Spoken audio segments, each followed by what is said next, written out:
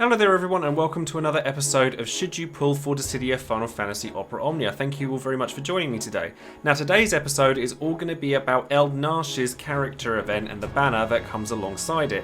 Now Eald'narche being a character from Final Fantasy XI, basically every Final Fantasy XI character tends to be at least pretty good, except for maybe Kam'lanaut and maybe Lion slightly. But Eald'narche is quite the dark horse when it comes to Opera Omnia, and his banner mate is nothing to be sniffed at either in Garnet. Now Garnet is pretty hyped and is massively hyped for me, but for a reason other than the one that you might be thinking. Now I am really looking forward to the fact that she has an animation rework on her EX, which features Alexander from Final Fantasy IX, which, for those of you who don't know, is actually my favourite entity in all of Final Fantasy. So if you guys are interested in taking a deeper dive into Eald'narche's and to Garnet's kits so you guys can decide for yourselves whether you think that this banner is worth pulling on, then stay tuned and keep on watching. As always guys, don't forget to check out all of my social media links in the description box below. So that's Twitter, Twitch, Discord and Patreon. On Twitch I shall be resuming my continued playthrough of my offline mode. However, I'm going to be changing it slightly. I'm going to allow myself to do free pulls within that playthrough and just not spend tickets or gems, purely because it's getting a little bit tedious using the same 3 characters all the time and having to wait for power tokens to come along, so at least it might give me a little bit of variety. And of course I will be taking on Eald'narche's character event on Monday, the day that it's released, so you guys can come and check that out. On Patreon I've actually just about reached 50 patrons, which to me is unbelievable, and I have to give a massive shout out to every single one of you who's signed up for Patreon, whether it be past or present. Honestly, you guys have kept me alive basically throughout all of quarantine, and I honestly cannot thank you all enough. And as always, I will always shout out one of my patrons at random for every video so that I can give my personal thanks extended to the individual as much as I can, and this time around that person's going to be Zeltic. So thank you very much for your support. It means the absolute world to me.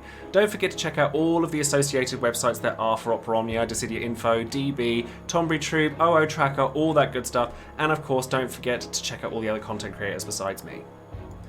Now instead of talking about the event itself, because being honest I haven't had as much time as I would like to go through the event itself and give you guys all of the details for which characters to take through, I'm instead going to change the subject slightly before we go on to Eald'narche and Garnet, in that I kind of want to get across the fact that the videos that I make when it comes to Should You Pull are designed to help players that don't necessarily know what they want from a banner or which characters they feel would make the easiest time for them, because I've had a lot of comments over the last few videos, particularly with regards to Zidane and Kane, saying Joe only cares about the meta. Now go through every single video I've made and you'll notice that I have never once used the word meta. The reason for that is because within Dissidia Opera Omnia, I don't believe that meta is an existent thing within the game.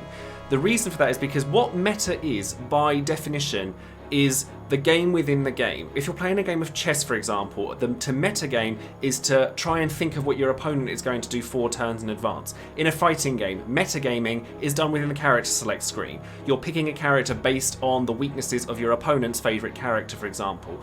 Simply by there not being a PvP element within Dissidia Final Fantasy Opera Omnia, I don't believe that the word meta is the most relevant word to use when it comes to characters and my recommendations on pulling for things. Now, I also want to reinstate that my recommendations are just that. They are recommendations. The reason that I give these things recommendations, and why I may not necessarily say to people you should pull on every character going, is because we have limited resources, whether it be gems, tickets, ingots, books, things like that. So I think the reason that I make the videos that I do is because I want to try and help people who aren't necessarily sure. If a character is a favourite character of yours, or you want to kind of push yourself and use a character that's slightly more challenging to use than, say, Aranea in the past, or Aphmau, or Arciela, or characters like that, then that's absolutely fine. There is no wrong way to play this game. I kind of wanted to get this across because I wanted to make sure people knew that where I was coming from is from a place of trying to help and to try to help navigate the most streamlined and easy way to get through the harder content of the game. I say all this coming from a person who has purpled Gilgamesh and Yang and multiple other characters that are not necessarily characters that you would deem meta or, in my opinion, just strong characters, because they can still clear content. There's no content's so difficult at the moment, and it obviously, with going forward, characters are going to get more and more and more powerful, and to a point where pretty much anything you pull for is going to be usable. That being said, I think that there are some characters that are more pressing when it comes to your resources than others. So when it came to my recommendation for Zidane, for example, if you got Zidane and you like Zidane, purpling him is not going to go you wrong. However, his banner mate Kais is considered by a large portion of the Dissidia player-based community to be a character that many people would want. So my recommendation at the point then was to pull for Kais, and if you've got Zidane along the way, great, but don't go out of your way for him, because some people may not have the resources to go for both, and then every banner that succeeds it. So basically, I just want you guys to know that when I make my recommendations, it is just advice. At no point am I saying you have to pull for this character. If you don't, this is incorrect, because I don't think that this game is as black and white as that. I think that if you want to make a character work, pretty much every character in the game can work to some extent, except maybe Zell and maybe Fang, although there are people out there that have proven that wrong as well. So if honestly, basically, I'm going to start putting a disclaimer at the during each of my video in text to say, if this character is somebody that you really enjoy, then definitely pull for them, because at the end of the day, how you enjoy the game is entirely up to you. My recommendations are purely based on watching other JP players, getting the opinions of other members of the community, things like that, to try to give a educated, non-biased opinion on which characters I think are more deserving of your resources than others, which is not to say that any character is not worth your resources whatsoever in all situations. I just kind of wanted to get that across before we discussed Eald'narche and Garnet. So thank you very much for listening to that, and we'll get on with the characters. So the first character I'm going to talk about is actually going to be Eald'narche himself. Now, Eald'narche is a character that I am genuinely very excited for, and weirdly, I thought that a lot of other people were too. And yet a lot of people have said, oh no, I'm going to skip Eald'narche because I want to kind of save it for other characters, which again, as I was saying previously, absolutely fine. But let me explain to you why I'm excited for him. So basically, the way that he is designed is he's designed like a two-phase boss fight, but from a player's perspective. It's actually very clever. So phase shift, he basically dispels his own buff that he has in order to change his kit. So it's not an ability you want to use first. The first word you want to be looking here is exoplates. So when Eald'narche comes into a fight, he has these exoplates all around him, which makes him more defensive, it lowers his damage, it lowers his HP, he can't die while he has exoplates on, and then when he goes below 1% HP, or he would die, he instead restores all his health and dispels exoplates. He also dispels exoplates by using the ability Phase Shift, and once you've used that, it actually changes both of his skills entirely and restores all of the skill uses of his skill 2. So basically the idea is that before the exoplates go away, you want to be using his skill 2 and his EX as much as possible, and then when you're ready, you use Phase Shift and get rid of the exoplates, and then you get a completely different skill set that's really, and you just carry on from there.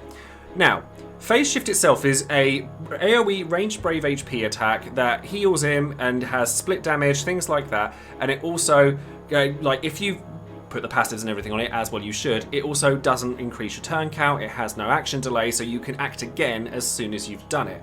And then once you've gotten rid of the exoplates, it instead becomes Stellar Burst, which is a 5-hit AoE Brave HP attack that has a very large amount of a Brave Overflow and some small debuffs on it as well. And then Uranos Cascade is his skill 2. So when you're just using it without having gotten rid of your exoplates first, it's a 4-hit Brave HP attack with splash damage. It also extends the duration of a frame buff called Aged Wisdom, which gives him max Brave and attack. Brilliant. It's basically there as a reference point, so make sure that he has it so that he can use his Brave and HP attack pluses, things like that, and basically it's just a decent attack. However, once the exoplates are gone, you actually get it changed into Omega Javelin, which does a lot of the same stuff. It does Brave HP splash damage, does a few debuffs, little bits and pieces like that, so attack down, defense down, stuff like that, but it also inflicts a debuff called Warp on all enemies for a set period of time. Now, Warp, if you've used Realm before, is exactly the same as Sketch. What Warp does is, after the enemy has acted, Eald'narche will jump in the turn immediately after. So as opposed to characters like Jack and Noctis who jump in before, he jumps in after and gets a free turn straight away so that he can continue to attack. Now this is just really cool in general because any kind of turn manipulation, especially on somebody who's quite so debuff heavy as Eald'narche, can actually like really improve your score. He's got decent damage, splash damage. He inflicts this to every enemy and it actually combos perfectly with the debuff that goes with his EX weapon. So basically you've got a really strong attacking debuffer, kind of like Kefka, but with more more quirkiness and less straight up debuffing. And he also gets this really nice thing from his EX, which we'll cover right now. So Eald'narche's EX weapon or EX skill is called Vortex. Now Vortex starts as a AoE Brave HP attack which does 100% damage to all enemies, but it doesn't do a huge amount on its own while you have the exoplates up. It's still a it's Brave HP 100%, which is fantastic. However, when the exoplates are gone, it becomes Vortex Plus, and it inflicts another debuff called Terror on all enemies for a set period of time, because it extends the duration as you put more stuff into it. And I will also go back and note that Eald'narche's C65 ability actually extends the duration of his inflicted debuffs by 2 turns. So not only do Warp and Terror stick on the enemy, it's actually fairly easy to make them last longer if you need them to. It's slow recast, which isn't ideal, but what Terror does is it makes the HP damage that they take from Eald'narche greater, and they cannot act while they're targeting the caster. So if Eald'narche or all appears on the icon for their targeting, they straight up don't do anything. Bear in mind that Warp obviously makes it so that Eald'narche takes his turn straight after them as well, so they don't do anything, and Eald'narche instead gets a free turn. So you get 2 turns worth of Terror from just the base version of the weapon, and then when you start putting books and ingots into it, the initial book basically gives him a Brave Attack plus plus and HP Attack plus plus. He had Brave and HP plus already, but basically HP and Brave plus plus are attacks that will extend his Aged Wisdom, so you're not going to lose that by using it. And his HP Attack plus plus is a 3-hit ranged Brave HP attack, which he also gets some bravery, like he batteries himself a little bit before he does the attack. So it's actually a pretty strong Brave HP attack. And then with a single ingot, he gets more stats. With a second ingot, he starts with his Aged Wisdom buff, so he starts with his Brave HP plus plus, which is great. He also inflicts terror on all enemies after dispelling the exoplate, so after using Phase Shift or taking that lethal damage. And then 3 out of 3, he just gets massive amounts of power on both Vortex and Vortex Plus. Bear in mind again, 8-hit Brave hit count is nice, especially considering it as 100% AoE damage. The reason that I like Eald'narche as much as I do is because he's so unique. There is no one in the game quite like him. You could argue Realm has Sketch where Eald'narche has Warp, but I think the combination of Warp and Terror is actually extremely powerful. You take him and someone like Arciella, and it's going to be very difficult for your opponent to attack you, period. Obviously, he doesn't combo very well with tanks because you want them to be targeting Eald'narche where possible. And in that initial phase where he kind of has his exoplates, he's a little bit slow off the mark. But once he's dispelled them, he just becomes this monstrosity, and he's absolutely backbreaking to a lot of enemies.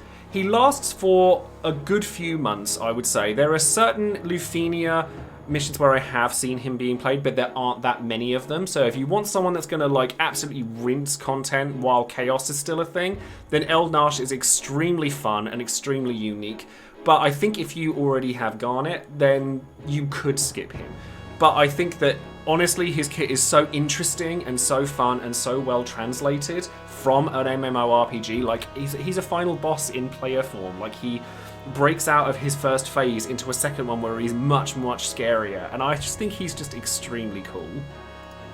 Now, while I said that the reason that I'm looking forward to Garnet is because her EX gets an animation update and it features Alexander, that's not the only reason to look forward to Garnet. Her rework, her EX realization, everything she gets is absolutely incredible, quite frankly, on this banner. So originally, Garnet kind of was a little bit all over the place, even when she got her EX weapon initially, because her HP attack. She had brave HP attacks for 2 different elements.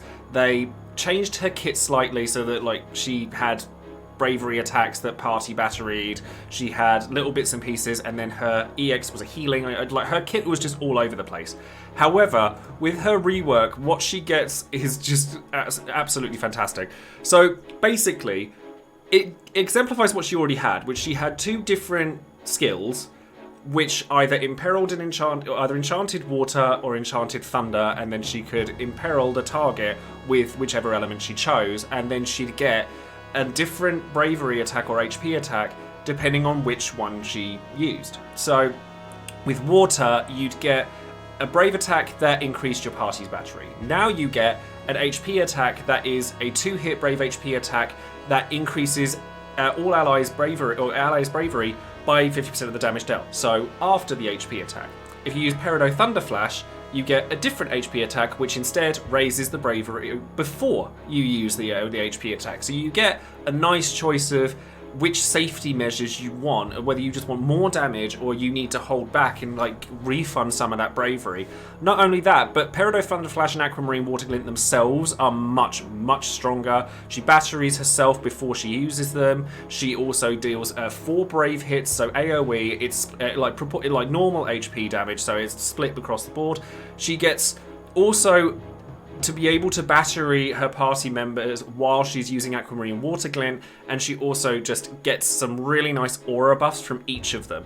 So Water Dragon from Aquamarine Waterglint increases her max bravery, her party's max bravery, and her party's initial bravery, whereas Peridot Thunderflash increases her max bravery, party's max bravery, and party's attack. So you can kind of pick and choose which one that you need for the particular situation that you've got, because the brave and HP attacks that she gets from each of them is actually really good. And even her bravery attacks change quite nicely as well. So Deluge is again more kind of held back. So you can use that and make sure you've got party bravery at all times. Or you get Super Bolt, which is a 3-hit brave HP attack instead. So you've got plenty of different options with Garnet depending on whichever situation you're in, and it's not difficult for you to switch over and just use a completely different skill in order to go to the Thunder version of Garnet or the Water version. She also gets some really nice party auras generally speaking. Her C65 is also a brave battery and a max brave up, and then her EX becomes something completely incredible. So originally, like I said, Holy Prayer was just kind of like a battery and just giving herself like healing and battering, and she just kind of didn't do an awful lot with it. However, her realization, when she gets Holy Prayer, which was a buff that enchanted the party with both thunder and water, with a book she gets more stats, and she also gets more healing, more brave regen, or more brave battering, more stuff like that. Single ingot, more stats, we all know how that goes. However, her second ingot, when she uses Holy Prayer, she gets a turn of Divine Guardian, which increases her Brave Overflow by 50%, which is a lot for a jump in Brave Overflow. She inflicts Water Resist Down and Thunder Resist Down on all enemies, so it's not just the target that you're targeting, it's everything, and you're getting that enchantment on the party as well from Holy Prayer. And then she also doesn't consume an ability use on the next turn, so her longevity is crazy. She also starts with Holy Prayer, which is great. Her first turn, she doesn't consume an ability use or action delay, so she can get a decent Brave HP attack in and then carry on with whatever she needs to do. And then at 3 out of 3, it gets another increase in recast speed, which, given that it was slow to begin with, is massive. She also gets Last Stand, so it's very hard to kill her, given that she's healing on top of everything else that she's doing. And then when she's using Holy Prayer, she gets another 30% on her very Brave Overflow, and it doesn't increase her turn count, and it's a free turn. It's like, what? She gets like everything. She's like Y'shtola, really leveled up. Like, we thought Y'shtola was good, and she still is. Garnet kind of takes that and runs with it. Like, she's like, do you know what? I now fancy being a damage dealer on top of all these auras and healing and batterying and options and imperil and enchant. and 3 turns, and no ability uses on the next. She's like, she does everything, and she lasts for a very long time. Like, people use her in Lufenia. She is still rated as one of the highest ranked EX plus in the JP community. She's still held to a high regard 9 months from now. Like, that's incredible. So I think that if you don't already have Garnet, she's honestly too good to pass up.